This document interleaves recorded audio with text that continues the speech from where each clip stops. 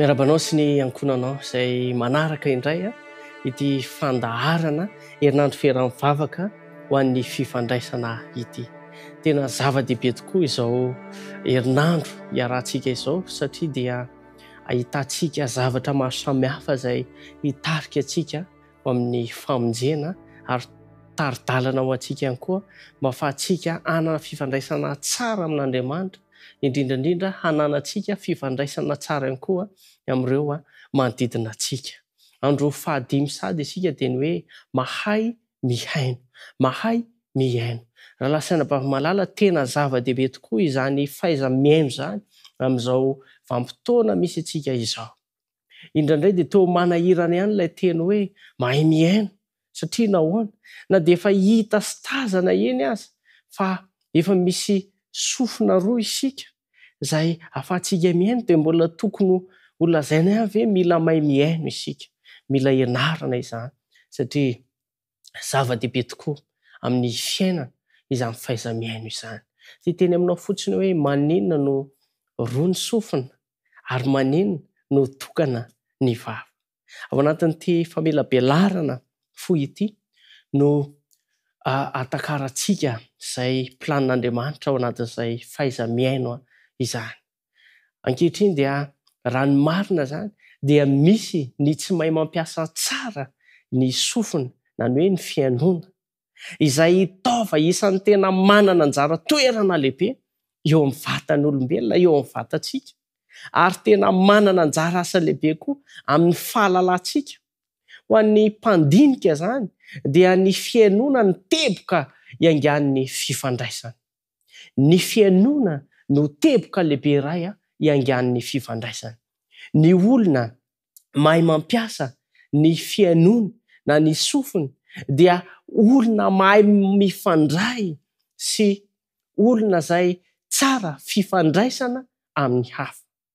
Ny olona izay mahay mihaino dia olona izay tsara fifandraisana amin'ny hafa. Ary ny fanohatra amin'izany dia lasa ratsy fifandraisana amin'ny hafa ny olona anankiray rehefa tsy mahay mihaino, izay hoe mihaino vilana. Ary lasa manana fahasahiranana ny amin'ny fifandraisana amin'ny hafa. Ankoatr'ireo nefa dia mba efa nanontany tena ve ianao ny amin'ity hoe matetika dia manontany tena mahakasika an'izao hoe nahoana isika no manana vava fihinanana iray, vatan'orona, izany hoe fanamboloana iray, fa sofina fihainoana roa araka ny voalaza teny am-boalohany ary misaraka tsara avisy havanana. Misy antony lehibe izany. Ary io Andriamanitra io dia Andriamanitra lehibe, Andriamanitra namorona antsika ary hainy ny mahasoa antsika ka ilaina ny mahafantatra izany. Mety hanana ny fatakaranao ianao fa tian'Andriamanitra pahary hitombo sy hiatsara noho ny fahaiza-mihaino ny fifandraisanao aminy sy amin'ny hafa. Mahagaga ny fahaizan'Andriamanitra, tena mahagaga izy io.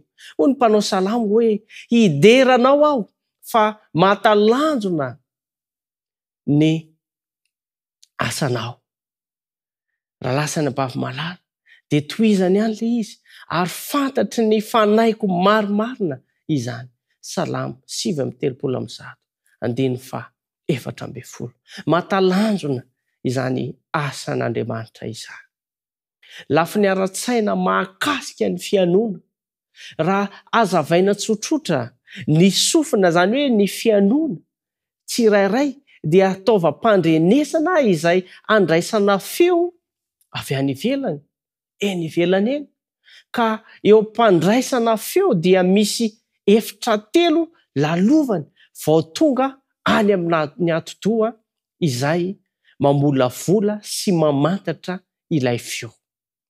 Ny ravin-tsofina manangona sy mandray ilay feo. Singa mitondra feo efitra faharoa. Mahatalanjona ilay namorenan'Andriamanitra atsika raha lasaina bava-malala. Na mamolavola ilay feo, ilay efitra fahatelo. Ka mampita any amin'ny ati-doha. Zay vao tonga any amin'ny ati-doha. Ny atotoa amin'izay no mamantatra ny akony izay mibaiko ny fo sy ny fahatanterahana izay ahazombaliny amin'ny fihetsika atao na ny teny avaly. Izany no antony ilazana fa ny fiainona no teboka voalohany angan'ny fifandraisana. Koa tsy mahagaga raha manana olana lehibe ara-pifandraisana ireo marenina. Sarobidy ho an'ny fahalalana ny fahatakarana io fianona io. Dia hoy ny soratra masina ao amin'ny Jakoba 1:7. Tapany faharoa amin'ny anaran'i Jesosy. Kanefa aoka ny olona rehetra halady hiaina ho malay miteny. Raha io torolalany soratra masina io dia midika fa manan-danja kokoa ny fianona noho ny fitenenana. Arakaraka ny anona no atakarana bebe kokoa ny zava-misy sy azonao tsara ny hafatra ampitaina ary atandrify tsara ny mety ho valiteninao na ny fihetsika asitrinao. Araka izany dia zava-dehibe ny fianona. Zava-dehibe eo amin'ny fifandraisana izany fianona izany. Ny tanjontsika dia hoe fifandraisana ho amin'ny iraka. Ka mila mahay miaino isika. Mila miaino isika. Ary io dia tena zavatra manan-danja amin'ny fifandraisana izany fianona izany. Mba hanampy ny fatakaranao ao dia reto misy tombotsoa vitsy azo avy amin'ny fianona. Mety hanampy anao amin'ny fiainana sy ireo olana trehinao azy. Tombony amin'ny fianona voalohany dia zao, manampy hanana fifandraisana tsara kokoa. Manampy anao mba hanana fifandraisana tsara kokoa ny fianona. Mila mahay miaino isika. Mila mahay miaino isika ary mazoto miaino. Manampy amin'ny fananganana sy fanamafisana ny fifandraisana amin'ny hafa. Na amin'ny fianakaviana, namana, na mpiara-miasa, na mpiara-belona maro samihafa dia mila asehotsika fa mahay miaino isika. Rehefa miaino tsara isika dia mahafantatra tsara ny hevitry ny filan'ny hafa. Any ka afaka manampy amin'ny fanampiana sy ny fanohanana azy ireo. Iray amin'ny fomba fiasan'i Kristy mamantatra izay ilay haitsika izany. Ny faharoa dia zao, mampitombo ny fahalalana sy ny fahendrena ny fahaiza-miaina. Rehefa mandray vaovao na traikefa hafa avy amin'ny olona isika dia mahatonga antsika hahita vahaolana amin'ny olana sy ho manam-pahaizana amin'ny safidy sy fanapahan-kevitra izany. Mampitombo ny fahalalana sy ny fahendrena ny fahaiza-miaina. Fahatelo, mamela antsika hanana fitoniana sy hiala amin'ny rarin-tsaina ny fahaiza-miaina. Tena mitondra fahatoniana izany ka anamaivana ny olana ara-pihetsem-po izany fahaiza-miaina izany. Fahaefatra dia manampy amin'ny fanapahan-kevitra izay ho raisina sy ny fitarihana tsara kokoa ny fahaiza-miaina. Tiany ilay mpitarika ny fahaizana miaino ny hafa amin'ny fomba feno fitiavana sy fahendrena raha lasaina-bavy malala. Ho antsika ray aman-dreny mila mahay miaino ny zanaka antsika ihany koa isika. Ho antsika zanaka mila mahay miaino ny ray aman-dreny isika. Mila mifampiaino isika. Zava-dehibe ho amin'ny fanapahan-kevitra raisina izany fahaiza-miaino izany. Fahadimy dia zao, manampy be dehibe amin'ny fananganana fitokiana sy fifanajana ihany koa ny fahaizana miaino. Tsapan'ny olona fa mandray an-tanandroa ny teniny ianao rehefa miaino azy.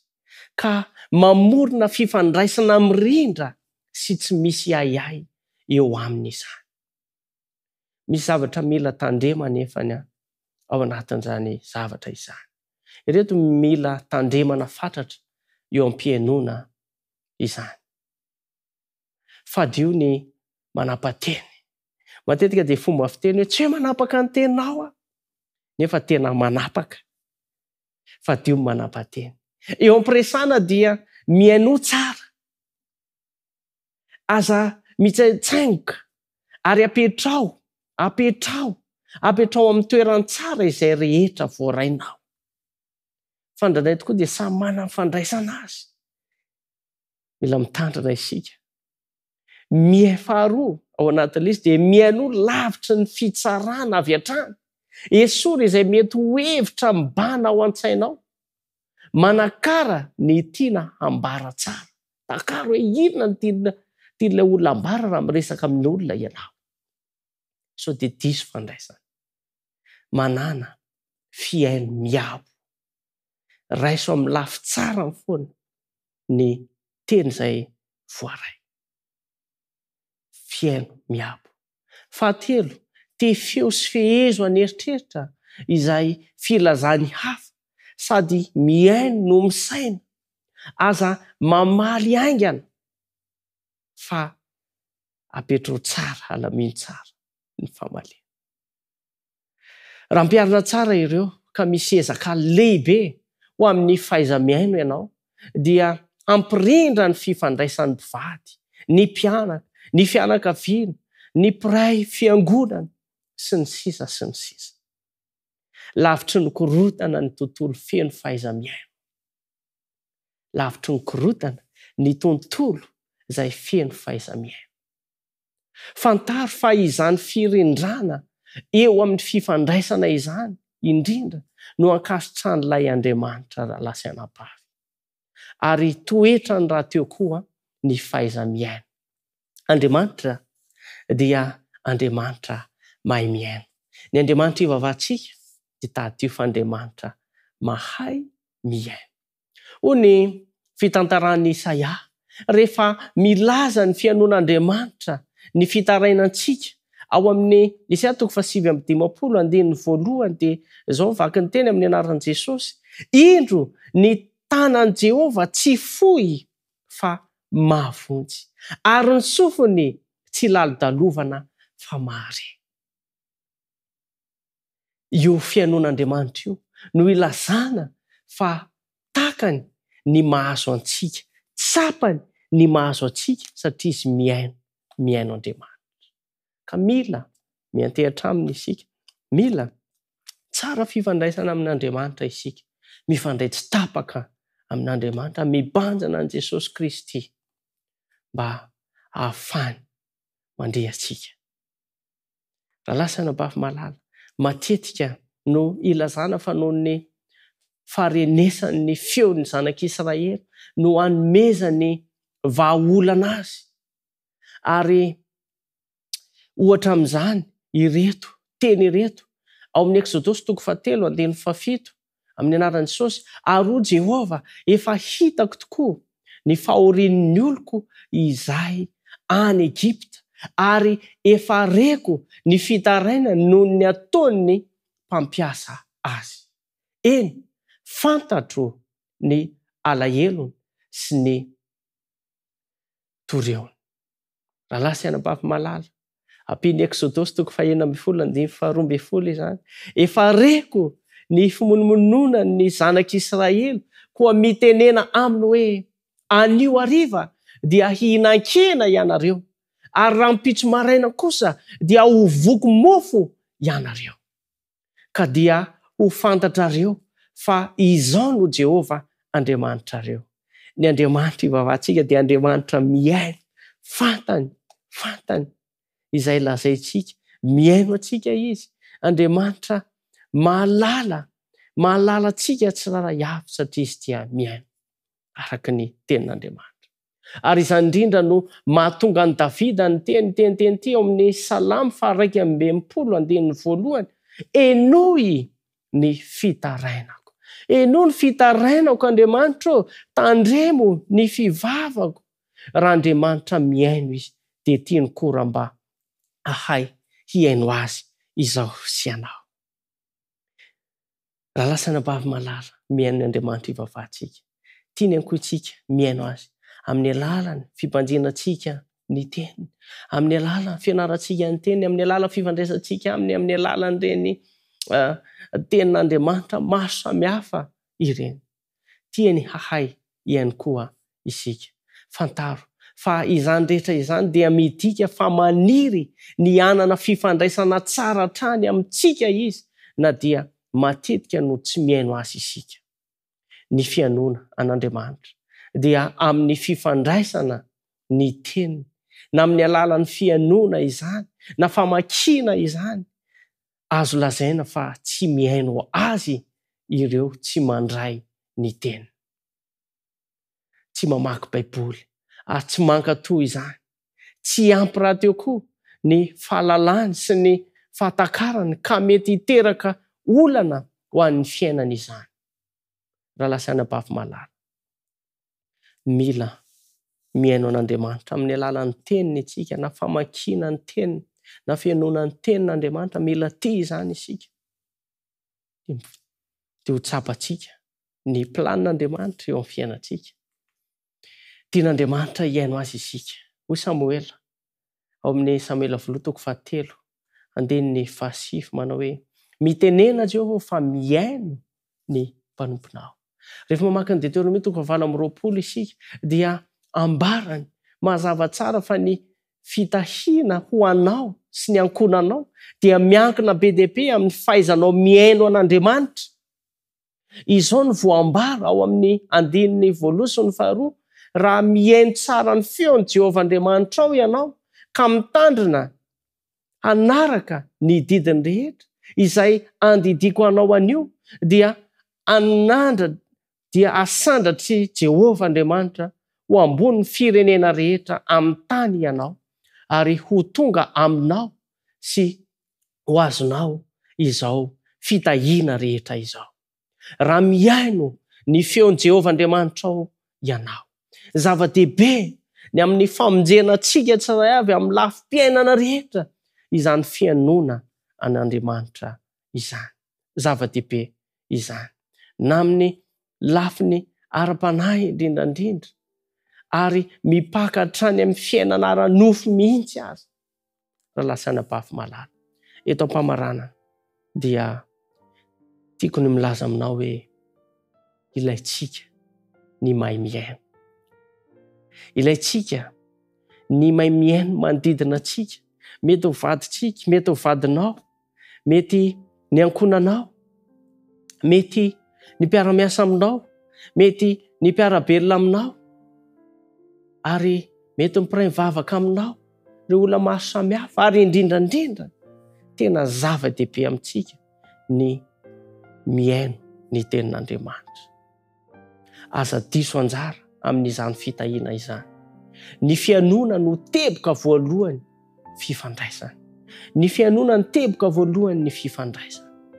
Raha tiantsika ho eo tany am-boaloha no tsara fifandraisana na amin'olona, na amin'iza na amin'iza, dia mila mahay miaino isika. Mila resy lahatra ianao ka ampiatra izany. Mahaiza miaino mandrakariva satria tsy ho fanatsarana ny fifandraisana amintsika samy isika ihany izany, fa ny fifandraisana amin'Andriamanitra ihany koa. Raha mazoto miaino ny teniny ianao, dia mirary ny fiadanan'ny Tompo hatrany ho amintsika, ary hitarika antsika ho amin'ny fahasoavana ny izany tenin'Andriamanitra izany. Amen. Hivavaka isika. Andriamanitra misaotra anao noho ny teny izay nomenao anay tsiraray avy tamin'ity anio ity. Mamindrafo mamelany alokay tamin'ny lasanay ratsy rehetra. Ankehitriny dia nomenao lesona lehibe izay ny amin'izany hoe fahaiza miaino izany. Tompo malalo, engane ny teninao, tsy hiverina any aminao raha tsy mahavita ny asany aminay izay nandeha izany. Dia mitahiny tsiraray avy izay manaraka ity herinandro fiaraham-mivavaka ity, ny fahasoavanao am-pomizarana eo amin'ny tsiraray avy, ary ny teninao dia hitoetra ao amin'ny tsiraray avy, ka atsapahany tsiraray avy fa ianao dia Andriamanitra fitiavana. Koa hisarika izahay ny fiadananao sy fahasoavanao hitoetra aminay tsiraray avy amin'ny anaran'i Jesosy Kristy amen.